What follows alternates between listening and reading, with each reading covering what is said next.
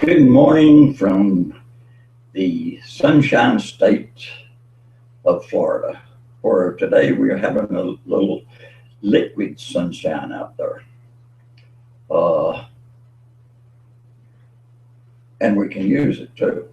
The grass, of course, has to grow, and it is growing.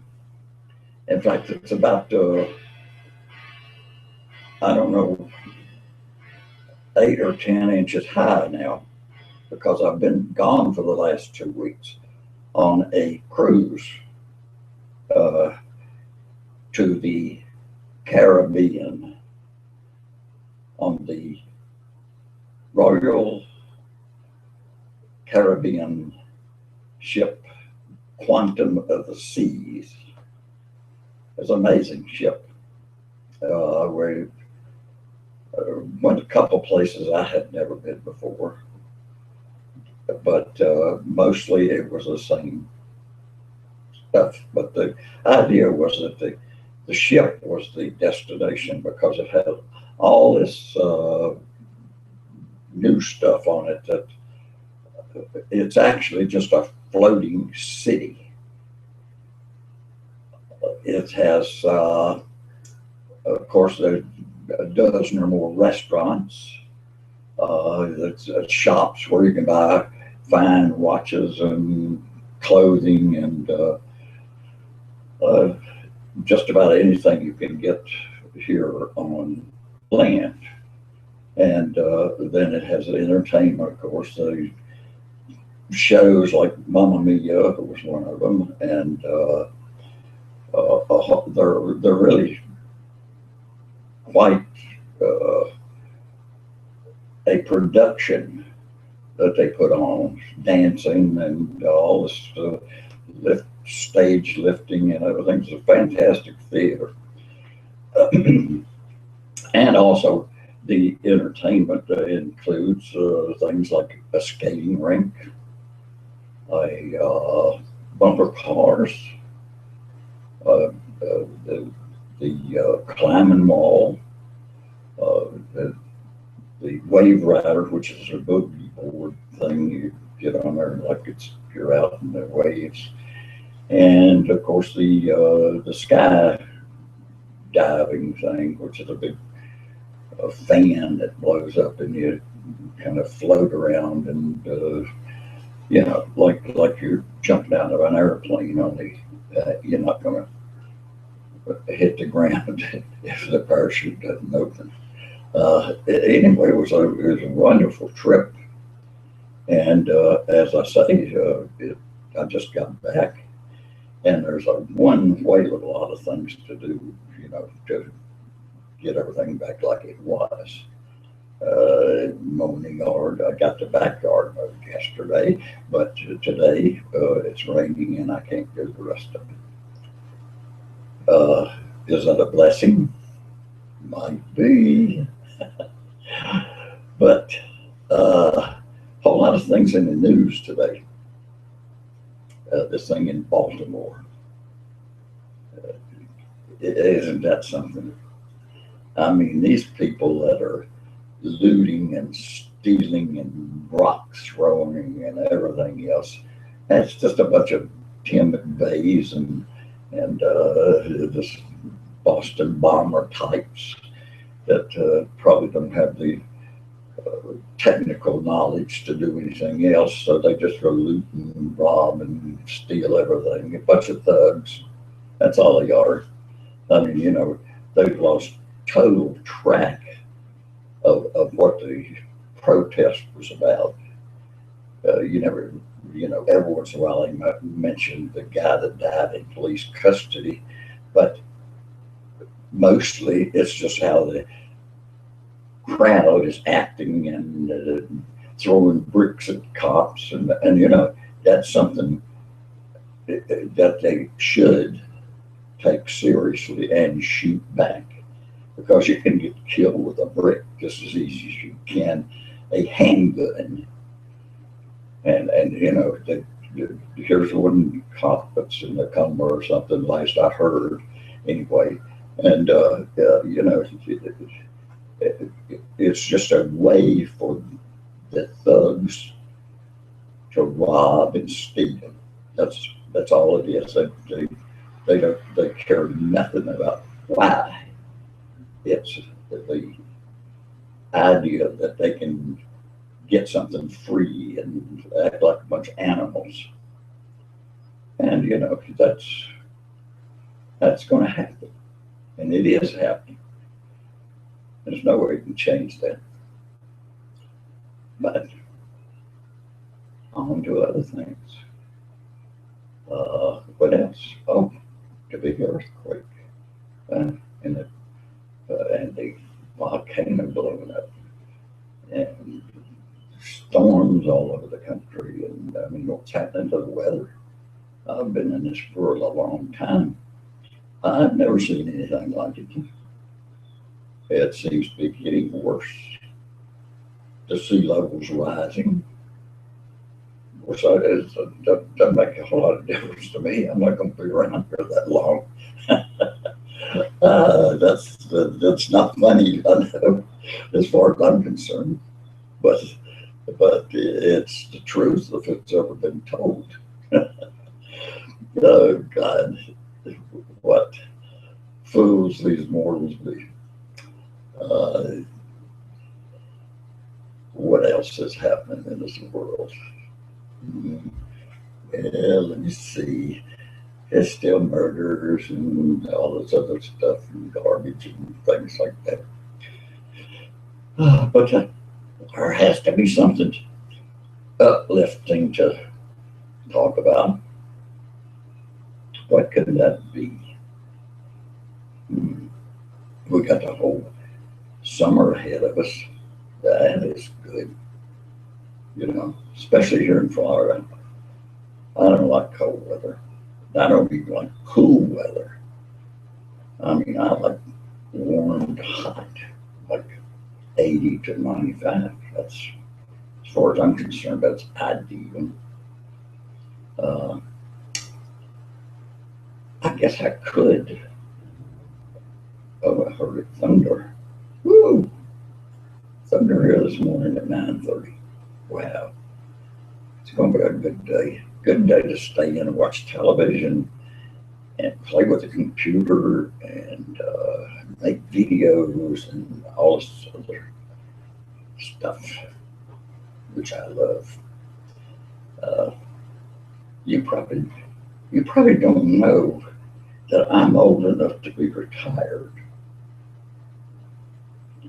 Uh, for a long time, by the way.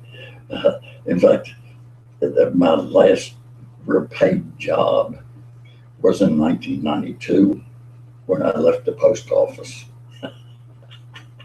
I retired. They threw a big retirement party. I didn't go. They gave me a big plaque uh, put up on the wall saying what a great job I did and how much they appreciated it. Uh, that's the first time I ever, that's the first time I ever heard that from them. Is the day that I went there to pick it up, and I did hear it from them then. I just read it. Up until that lifetime, I don't think they uh, give a hoot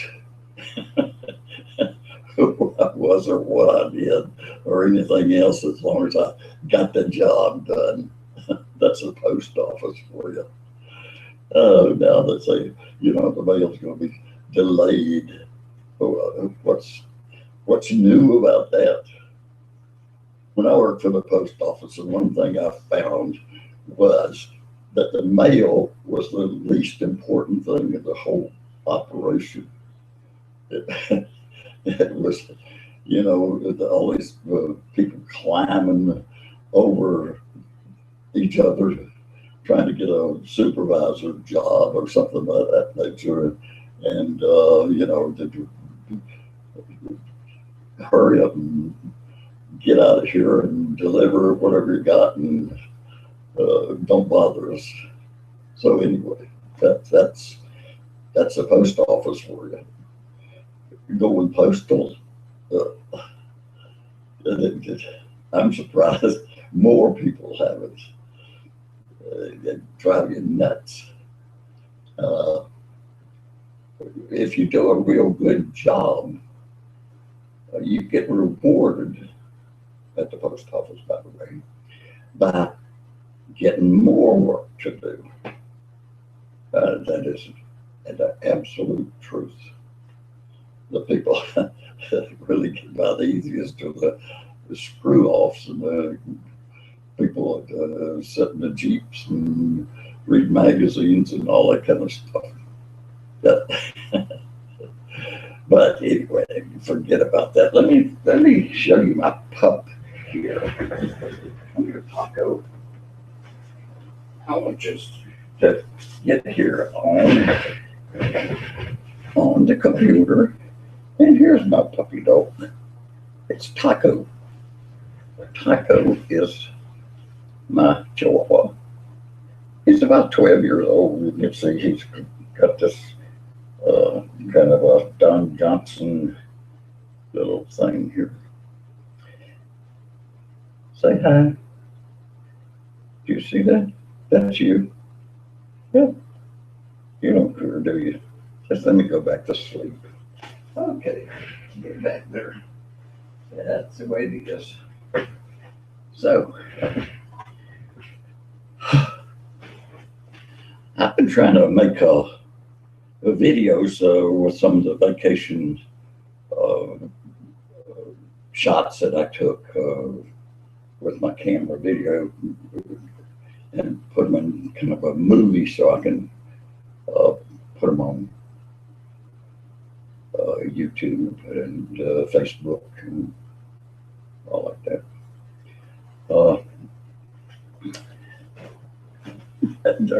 Yeah. You know, I thought there was going to be a whole lot more to talk about this morning. I'm sure it is. Trouble is, I can't think of it. You suppose that's got anything to do with well, forget it. It's really raining out there now.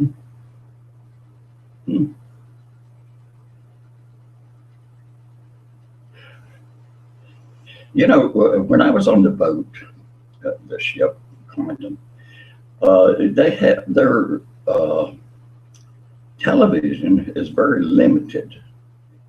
They have CNN, and they got HLN, headline news, and they've got True TV, and that's just, well, they might have one more station. I forget what it is. They've got their regular program on it, old programs.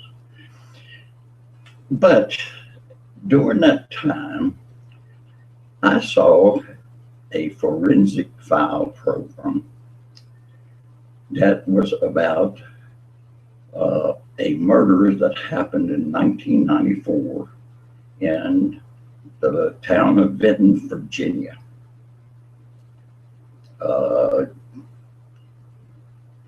This forensic program was about that murder and about the man that they accused of it and finally executed. He chose electrocution other than the needle because he said he wanted the people that framed him to look at him suffer when he died. And but this program, this forensic file program, was totally off the wall. I mean, it was nowhere near accurate. In fact, if you just listen to the thing as with any, in any type of way they go about it, it is just totally not believable. And I saw that twice while I was on the ship. They had that program twice. Now this happens to be a situation that I'm very much interested in because I lived in Roanoke, Virginia when this crime happened. And I could see from the newspaper accounts that they had determined who had killed these people, and they weren't looking for anyone else. And I even wrote a letter to the editor saying that if I would get out and use a little shoe leather instead of asking this man to come in and clear his name, which is totally against everything that against your civil rights. You don't have to come in and clear your name about anything.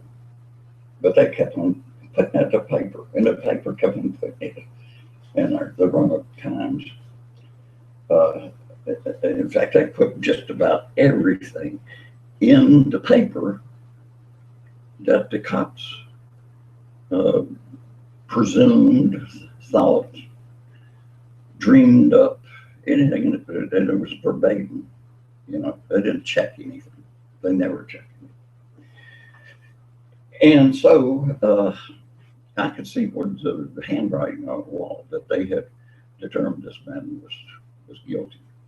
So I got to watching it, and you know, in fact, I even went to the trial in a few days, and it was a pathetic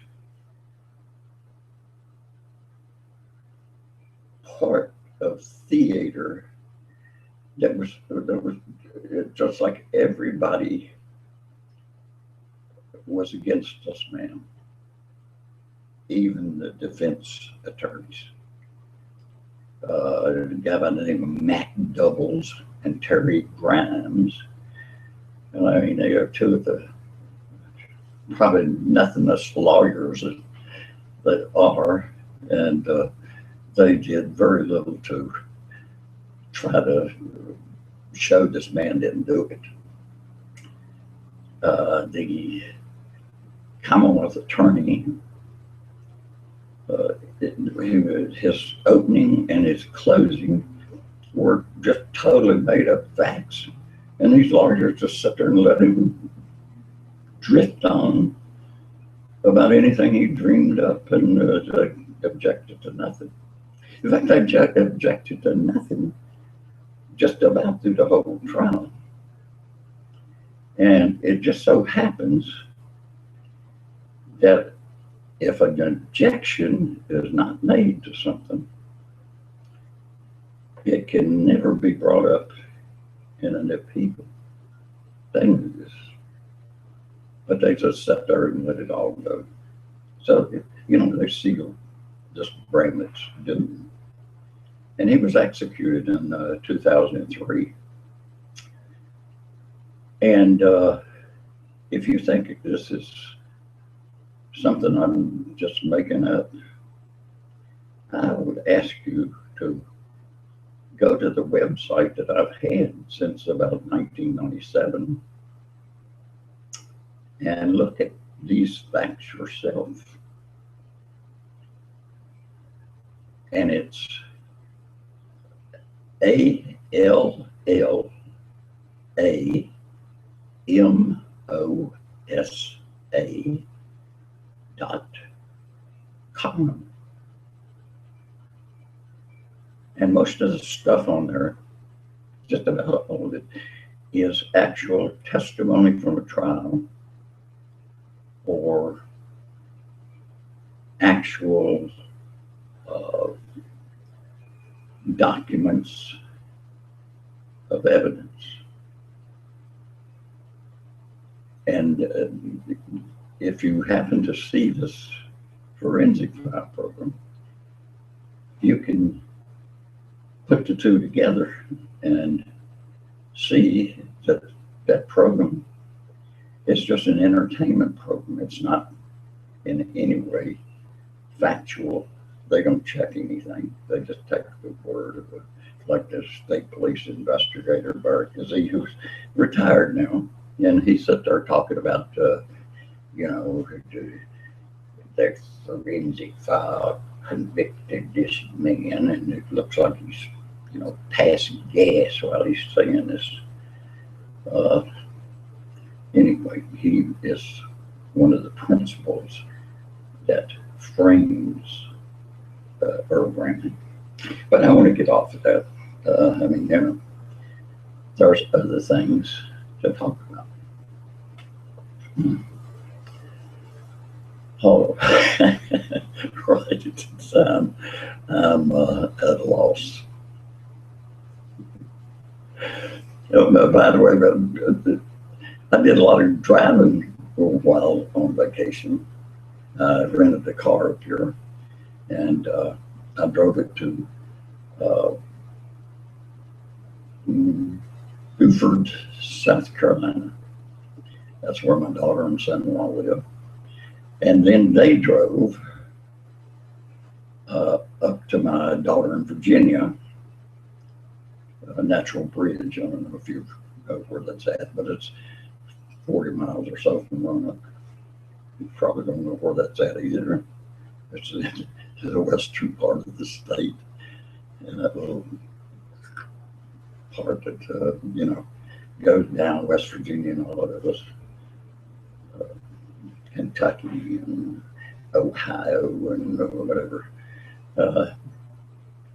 And then we drove to New Jersey. That's where the boat was anchored or stopped, or, you know.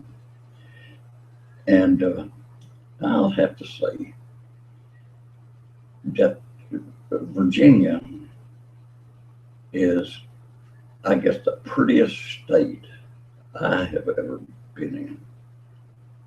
And the mountains and the spring and the trees coming out, and the good roads. It is just beautiful. The only reason I left there was to get in some place where it was a whole lot warmer. You know, I lived there for 62 or more years. Loved the place most of the time, and it's a beautiful state. But the winters are something else. I've seen the snow 3 feet deep. I was snowed into my place up there one time for a week. Couldn't even get out. Couldn't even get to the mailbox. And I sure don't need any of that anymore. But it was it's a good place to grow up in. I lived there at a place called Lakeside. It's no longer there, but it was an amusement park. And I worked in a whole lot of the little games at places, you know, like shoot the ducks and spill the milk and pop the balloons. And then I'd run the kiddie rides and the merry-go-round, or we call them the hobby horses for some reason. And that was fun. They had tickets that time, you know. You could buy a string of tickets. They cost a nickel. Can you believe that? You'd get a ride, something for a nickel. Most people wouldn't bend over to pick it up if it's all one on the street now. But, you know, that was way back when. It was during World War II, you know. Y'all know about that. Yeah, you've read it, the history books. Well, I wasn't old enough to get in service at that time. And I was afraid the war was going to be over before I got old enough. What a dummy. But, and it was over before I got old enough. And so, the couple of years after that, or three, I decided, well, I was going to join the Air Force just to see what it was like, which I did. And it was good. I liked the Air Forces. It was at that time, I don't know what it's like now, but it was a great place to so-called serve the nation. I really wasn't interested in that. That was that Korean War came along, and they recalled me, wanted me back for some reason, but I didn't go anywhere. I just went to Washington D.C. and spent the time there.